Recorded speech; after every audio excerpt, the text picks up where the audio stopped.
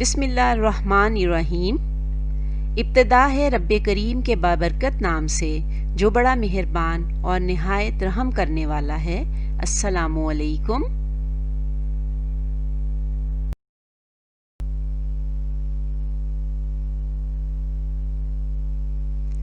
میں ہوں سیدہ سلطانہ اور divisional public school and intermediate college Lahore کے شعبہ اردو سے منسلک ہوں۔ عزیز طلباء و طالبات، مجھے امید ہے کہ آپ سب اپنے مہربان والدین، شفیق بزرگ اور نٹ کھٹ بہن بھائیوں کے ساتھ خوش پاش ہوں گے اور خوب دل لگا کر پڑھ رہے ہوں گے اور اپنے والدین کے ساتھ بھرپور تعاون کر رہے ہوں گے۔ شاباش۔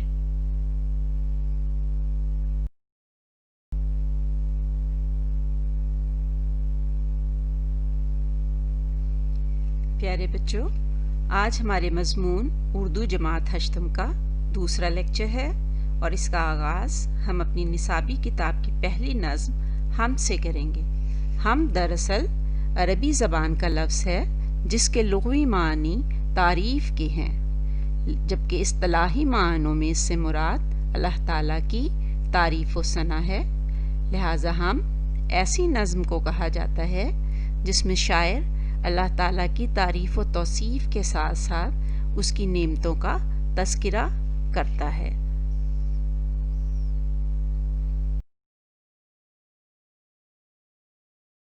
آج ہم نظم حمد پڑھیں گے۔ اپنی اردو کی کتاب کا پہلا صفحہ کھولیں۔ نظم حمد کی آج ہم پڑھائی اور تشریح کریں گے۔ اس کے شاعر اسماعیل میرٹھی ہیں۔ تو پہلا صفحہ کھولتے ہیں۔ آئیے نظم حمد کو پڑھنے سے قبل ہم اس کے تدریسی مقاصد کو جان لیتے ہیں۔ اس حمد کی تدریس کے بعد طلبہ یعنی آپ سب اس قابل ہو جائیں گے کہ بطور صنف شاعری حمد سے متعارف ہوں اور شاعری میں مخمس کی حیت سے روشناس ہوں۔ مخمس کا لفظ شاید آپ کے لیے نیا ہو، اس کو جان لیتے ہیں۔ یہ ایسی نظم جس کا ہر بند 5 مصروں پر مشتمل ہو مخمس کہلاتی ہے اور حیت سے مراد خد و خال، بناوٹ یا ساخت کے ہیں۔ توحید کے تصور سے آگاہ ہوں گے، اللہ تعالیٰ کی عظمت اور قدرت کاملہ کو سمجھیں، نیز یہ کہ اللہ ہی کی ذات بہترین سہارا ہے۔ قافیے اور ردیف کے استعمال اور ردیف و قوافی کی خوبصورتی سے آگاہ۔ حمد ہے ہمیشہ میری خدا پہ نظر، رات ہو دن ہو شام ہو کہ سحر، نہ اجالے میں ہے کسی کا ڈر، نہ اندھیرے میں کوئی خوف و خطر، کیونکہ میرا خدا ہے میرے ساتھ۔ مشکل الفاظ کی جانب بڑھتے ہیں۔ ہمیشہ سے مراد سدا ہے، سحر صبح کو کہتے ہیں، اجالا یعنی روشنی، خوف اندیشہ یا آفت۔ حمد کے اس بند میں شاعر اسماعیل میرٹھی اللہ تعالیٰ کی صفت کو اجاگر کر رہا ہے کہ اللہ تعالیٰ ہر جگہ، ہر وقت، ہر لمحے موجود ہے۔ پھر شاعر اللہ تعالیٰ پر اپنے ایمان کی پختگی کا اظہار کرتے ہوئے کہتا ہے کہ میں اپنے رب کو ہر وقت اپنے دھیان میں رکھتا ہوں، صبح کے آغاز سے رات کے اختتام تک۔ جو بھی کام کروں وہ رب کائنات کی مرضی اور اس کے احکامات کی پابندی کرتے ہوئے کرنے کی کوشش کرتا ہوں، اور میرا ایک لمحہ بھی اس کی یاد سے خالی نہیں ہوتا، چاہے وہ صبح ہو، دن ہو، شام یا رات۔ دن کی گہما گہمی میں کام کے دوران تکالیف یا مسائل جن کا اسے سامنا کرنا پڑتا ہے، یا رات کی تاریکی میں چوری چکاری، ڈکیتی وغیرہ کا خوف شاعر کو اس لیے نہیں کیونکہ خالق کائنات ہر لمحہ اس کے ساتھ ہے۔ پریشانی یا مشکل کی گھڑی میں اللہ تعالیٰ اپنے بندے کو کبھی اکیلا نہیں چھوڑتا، ہمیشہ اس مشکل گھڑی میں اس کی مدد کرتا ہے۔ پھر بچوں، شاعر نے اس بند میں متضاد الفاظ مثلاً رات، دن، شام، سحر، اجالے اور اندھیرے کا تذکرہ کر کے اس بند کی خوبصورتی کو دو چند کر دیا ہے، اور یہ تمام اوقات بھی ہمیں بتا رہے ہیں کہ 24 گھنٹے یعنی کوئی بھی ایسا لمحہ نہیں ہے جب اللہ تعالیٰ اپنے بندے کے ساتھ موجود نہ ہو۔ اللہ تعالیٰ ہر وقت، ہر جگہ اور ہر لمحے اپنے بندے کے ساتھ موجود تھا، ہے اور رہے گا۔ شام کا وقت یا سویرا ہو، چاندنی ہو یا گھپ اندھیرا ہو، می نے آندھی نے مجھ کو گھیرا ہو، لیک پر ہول دل نہ میرا ہو، کیونکہ میرا خدا ہے میرے ساتھ۔ مشکل الفاظ کے دیکھ لیتے ہیں۔ سویرا صبح کا وقت، گھپ اندھیرا گہری تاریکی جب کچھ دکھائی نہیں دیتا، می بارش کو کہتے ہیں، گھیرا احاطے میں لینا یعنی چاروں طرف سے گھیر لینا، لیکن کا مخفف ہے، اور پرہول یعنی ڈراؤنا، خوف زدہ کر دینے والا۔ اس بند میں شاعر اسماعیل میرٹھی کہتے ہیں کہ دن رات کا کوئی پہر ہو، شام جب سورج ڈھلنے لگتا ہے، صبح جب سورج کی کرنیں دنیا کو روشن کرنے لگتی ہیں، اور چاند کی چاندنی جب ہر سو پھیل جاتی ہے، یا پھر اس قدر اندھیرا ہو کہ میری بصارت کام نہ کرے اور مجھے کچھ دکھائی نہ دے، یا پھر اچانک بارش برسنے لگے اور ہر طرف جل تھل ایک ہو جائے اور مجھے ڈوبنے یا بہنے کا خطرہ ہو، یا پھر تیز ہوا چلنے لگے اور آہستہ آہستہ آندھی کی شکل اختیار کر لے۔ لوگوں کو اندھیرے یا آندھیوں سے خوف محسوس ہوتا ہے۔ شاعر کہتا ہے کہ ایسی تمام صورتحال میں کبھی بھی گھبراتا یا پریشان نہیں ہوتا، کیونکہ مجھے اپنے اللہ تعالیٰ پر مکمل بھروسہ ہے، یہ یقین ہے کہ کسی بھی مشکل صورتحال میں وہ مجھے کبھی تنہا نہیں چھوڑے گا، بلکہ وہ ہمیشہ میرے ساتھ ہوگا اور مجھے اس مشکل سے بچائے گا۔ وہی میرا مددگار اور وہی میرا حامی و ناصر ہے۔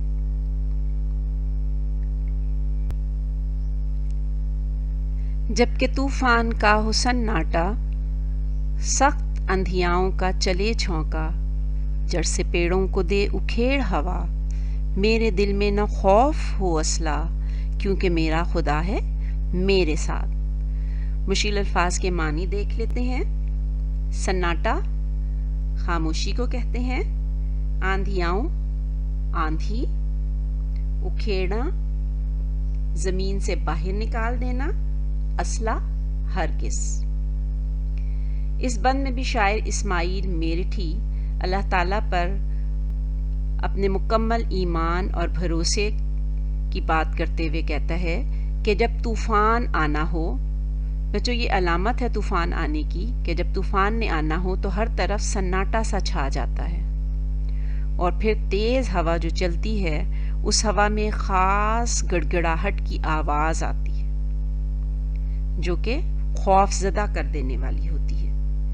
پھر اسی طرح یہ جو تیز ہوا ہے وہ اپنے سامنے آنے والی ہر چیز کو تہس نہس کر دیتی ہے، چاہے اس کے راستے میں پیڑ آئیں یا کوئی عمارت۔ پیڑوں کو یہ جڑوں سے اکھیڑ دیتی ہے۔ وہ پیڑ جو بڑی شان سے زمین پر موجود ہوتے ہیں اور ان کی جڑوں نے زمین کو مضبوطی سے تھاما ہوا ہوتا ہے، یہ تیز ہوا ان پیڑوں کو بھی اکھیڑ دیتی ہے۔ تو شاعر کہتا ہے کہ ان تمام صورتحال میں بھی میرے دل میں قطعاً خوف یا ڈر پیدا نہیں ہوتا، یعنی دنیا کے دکھ اور غم شاعر کو پریشان نہیں کر سکتے۔ وہ کہتا ہے کہ میں ان خطرات کی ذرہ برابر پرواہ نہیں کرتا، کیونکہ مجھے اللہ تعالیٰ کی ذات پر مکمل اعتماد ہے کہ وہ ہر حال میں जैसी भी सूरत हाल हो मेरी मदद करेगा, वो मेरा मददगार है। मैं अल्लाह ताला के सिवा किसी और से कोई उम्मीद वाबस्ता नहीं रखता, क्योंकि मेरा खुदा हमेशा, हर वक्त, हर लम्हा और हर जगह मेरे साथ मौजूद है।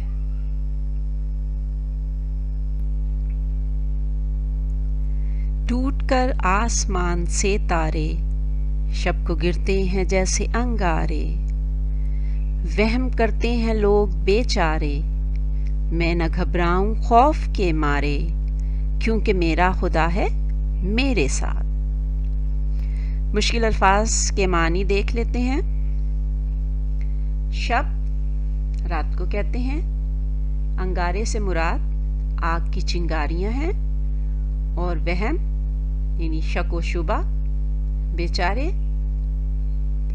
आजिज, घबराऊं परेशान होना, खौफ डर।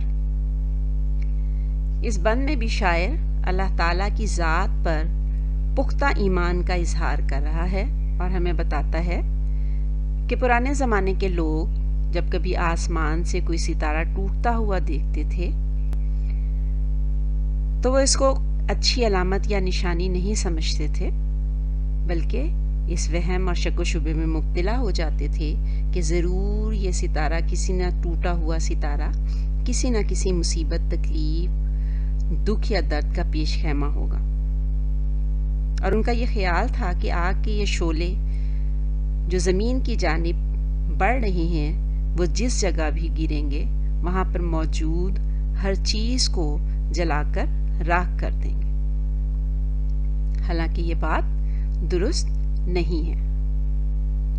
जदीद साइंस हमें ये बताती है कि आसमान से तारे नहीं टूटते, बल्कि आसमान पर मौजूद बड़े बड़े शहाबे साकिब, उनके ज़र्रात जब आपस में रगड़ खाते हैं तो शोलों की शक्ल में ज़मीन की जानिब लपकते हैं। तो पुराने ज़माने के लोग चूँकि ला इल्म थे, लिहाजा वो घबरा जाते थे, खौफज़दा हो जाते थे कि ज़रूर अब हम पे कोई ना कोई मुसीबत नाजिल होने लगी है। तो शायर कहता है कि ऐसे वक्त में भी कभी अगर ऐसा हो भी जाए तो मैं बिल्कुल घबराता या परेशान नहीं होता। क्यों? इसलिए कि मेरा खुदा मेरे साथ है, वो हर मुश्किल घड़ी में मेरी मदद करेगा, क्योंकि उसका ये वादा है। और आयतल कुर्सी में भी ये मौजूद है कि ना उसे ऊँग आती है ना नींद, बल्कि वो हर वक्त, हर जगह और हर लम्हा हमारे साथ मौजूद है। लिहाजा शायर को भी अपने अल्लाह पर पूरा भरोसा है कि वो किसी भी मुश्किल घड़ी में उसकी मदद के लिए तैयार है। मेरे रास्ते में हो अगर मैदान या पुराना कोई खंडर सुनसान, कोई मरघट हो या हो कब्रिस्तान, ना खता हो वहाँ मेरे औसान, क्योंकि मेरा खुदा है मेरे साथ।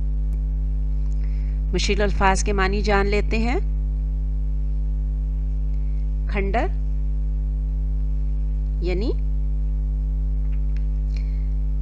वीराना, उजाड़ जगह। सुनसान, वीराने को कहते हैं जहां किसी चीज का कोई वजूद ना हो। मरघट, ऐसी जगह जहां पर हिंदू अपने मुर्दे जलाते हैं। और कब्रिस्तान ऐसी जगह को कहते हैं जहां पर मुसलमान अपने मुर्दे दफन करते हैं। खता से मुराद गलती है और औसान होशो हवास। इस बंद में भी शायर अल्लाह ताला पर अपने मुकम्मल भरोसे का, एतमाद का इजहार करते हुए कहता है कि अगर कभी रास्ते में सफ़र के दौरान मैं किसी ऐसी जगह से गुजरूं जहां पर मैदान ही मैदान हो और मुझे कोई नज़र ना आए, या फिर उस रास्ते में कोई पुराना खौफनाक टूटी फूटी सी इमारत आ जाए जिसे देखकर मैं डर जाऊं, घबरा जाऊं, या फिर ऐसी जगह से मेरा गुजर हो जहां पर हिंदू अपने मुर्दे जला रहे हों, या फिर कब्रिस्तान जहां पर कब्रें ही कब्रें मौजूद हों और कोई मुर्दे को दफना रहा हो, तो वो कहता है कि ऐसे हालात में भी मेरे औसान कभी ख़ता नहीं होते, मैं कभी भी घबराता नहीं हूँ, परेशान नहीं होता। क्यों? इसलिए कि मेरा खुदा मेरे साथ है। मुश्किल घड़ी में वो अपने बंदे को कभी भी तन्हा नहीं छोड़ता, बल्कि हमेशा اس کے ساتھ ہوتا ہے اور اس کی مدد کے لیے تیار ہوتا ہے. لہٰذا شاعر کو بھی اس بات کا پورا بھروسہ ہے اور اللہ کی ذات پر ایمان ہے کہ میرا خدا ہمیشہ میرے ساتھ موجود ہے. ہو بیاباں میں گزر میرا یا سمندر پہ ہو سفر میرا، دور رہ جائے مجھ سے گھر میرا، رہے پھر بھی کبھی جگر میرا، کیونکہ میرا خدا ہے میرے ساتھ. مشکل الفاظ کی جانب بڑھتے ہیں. بیاباں ویران جگہ کو کہتے ہیں. قوی سے مراد طاقت، مضبوطی. اس بند میں بھی شاعر اللہ تعالیٰ پر اپنے پورے مکمل ایمان اور بھروسے کی بات کرتے ہوئے کہتا ہے کہ اگر کبھی سفر کے دوران میرا گزر ایسے ویران بیابان جگہ سے ہو جہاں پر مجھے کوئی بندہ بشر نظر نہ آئے، یا پھر مجھے سمندر کے ذریعے سفر کرنا ہو، یا کشتی اور بحری جہاز میں بیٹھا ہوں اور چاروں طرف پانی ہی پانی ہو اور میں کسی مشکل میں پھنس جاؤں اور مجھے یہ احساس ہو کہ میرا گھر مجھ سے بہت دور رہ گیا ہے، ایسی صورتحال میں کون میری مدد کرے گا؟ اگر مجھے کچھ ہو گیا، میں ڈوب گیا یا میری کشتی جو ہے وہ خراب ہو گئی، تو میری مدد کرنے کے لیے کون آئے گا؟ شاعر کہتا ہے کہ ایسے موقع پر بھی میرے اوسان خطا نہیں ہوتے، بلکہ مجھے اس بات کا پورا یقین ہے، پورا ایمان ہے میرا کہ ایسے وقت میں بھی اللہ تعالیٰ ہی میرے ساتھ موجود ہے اور وہی مجھے اس مشکل گھڑی سے نکالے گا اور میری مدد کرے گا. عزیز طلبہ و طالبات، نظم حمد کی پڑھائی اور تشریح کے اختتام پر میں آپ کو گھر کا کچھ کام دینا چاہوں گی. سب سے پہلے نظم کی پڑھائی کریں اور پڑھائی کے دوران تلفظ کا خاص خیال رکھیں. مشکل الفاظ کے معنی یاد کریں جو تشریح کے دوران آپ کو بتائے گئے ہیں، اور اس کے ساتھ ساتھ آپ کے نصابی کتاب کے آخر میں فرہنگ میں بھی موجود ہے. نمونے کے طور پر کروائی گئی تشریح کو مد نظر رکھتے ہوئے خود بھی تشریح لکھنے کی مشق کریں. اب انشاءاللہ ہماری ملاقات لیکچر نمبر 3 میں ہوگی، جو کہ نظم حمد کے مشقی سوالات پر مبنی ہوگی. اس وقت تک کے لیے اجازت دیجیے. اللہ تعالی ہم سب کا حامی و ناصر ہو. اللہ حافظ.